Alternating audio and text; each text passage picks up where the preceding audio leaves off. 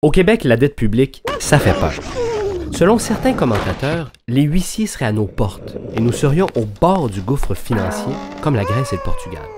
Mais qu'est-ce qui se passe vraiment?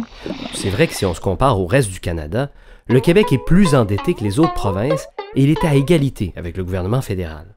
Par contre, quand on compare le Québec avec les autres pays membres de l'Organisation de coopération et de développement économique, l'OCDE, on se rend compte que le Québec n'est pas du tout en mauvaise posture. Quand on reprend la méthode de calcul de la dette de l'OCDE, on voit que le Québec est beaucoup moins endetté, entre autres, que les États-Unis, la France et l'Allemagne. Et ce, même quand on lui attribue une part de la dette fédérale.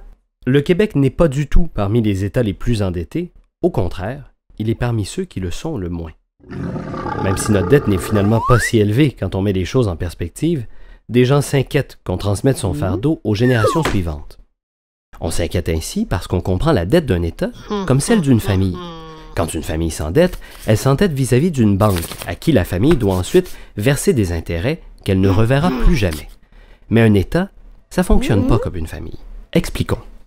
On peut évaluer que 85% de notre dette est détenue par des personnes ou des entreprises résidant au Québec ou au Canada.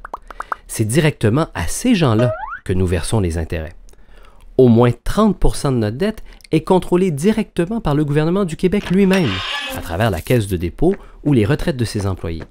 En fait, les intérêts que paie l'État servent entre autres, donc, à financer la retraite que prendront les plus jeunes quand ils seront vieux. Enfin, contrairement à ce qu'on entend souvent dans les médias, le gouvernement du Québec ne s'est pas endetté à cause de ses déficits passés. Le 2/3 de ce que nous avons emprunté nous a servi à construire des infrastructures, des routes, des écoles, des ponts, des hôpitaux.